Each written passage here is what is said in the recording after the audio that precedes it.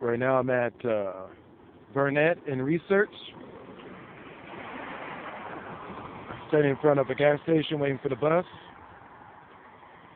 and waiting for the bus so I can go to work on Saturday morning.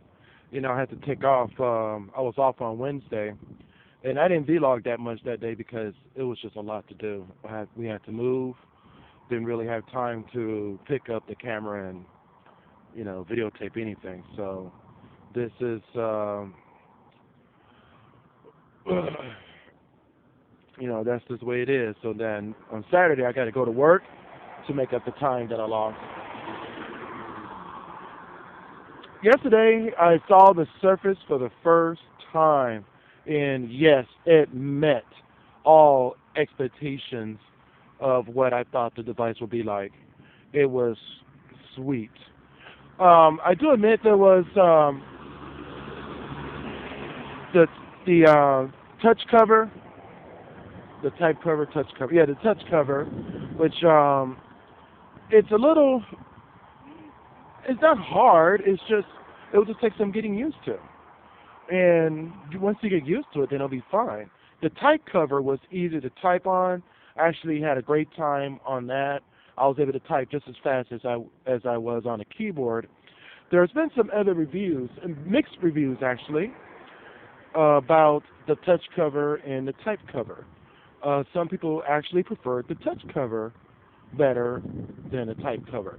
But I'll tell you the truth, if I was to when I do purchase, I'm not going to say is or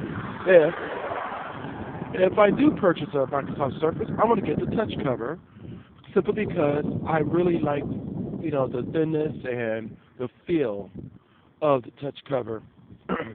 It had a velvet feel to it. And the Surface is so thin that it actually did feel like a book. Now, I had to go to an Apple store to take a look at anything they had. All the stuff that they announced a few days ago is not in the store yet. So the iPad Mini, the MacBook Pro, the extra thin iMac, all that stuff they had there, it was not in the store yet. So I wasn't able to look at any of the stuff that they had. The extra thin iMac did look gorgeous on TV on the during the Apple announcement. It was a gorgeous looking device, and nothing that Microsoft has, even through their OEMs, didn't have anything like that. They did have a standalone PC that wasn't very thin, but I would prefer the PC over the Mac anyway, because everything I use is through Windows anyway. The only thing I will ever use a Mac for is for video editing. But they got a really good software that I can use on a PC that I am more comfortable with, and that's Sony Vegas. So really and truly, I would never ever need a Mac. Never. I don't do anything on it. I don't edit. I mean, there's no reason for it. If I had a Mac, I'll probably install Parallels because everything I use is on the PC anyway. So what's the point? You know, for $1,400, I can have a standalone PC with everything I need, and don't have to worry about having a desktop and all that.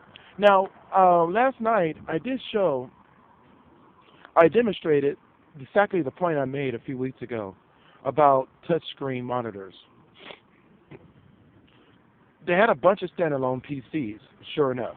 Okay, and of course that would include touchscreen.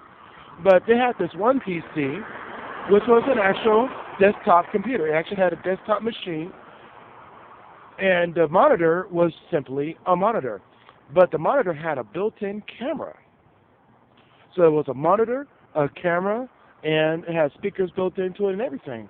So this is the thing that you have to remember, is that the computers, or the monitors of the future will be touchscreen.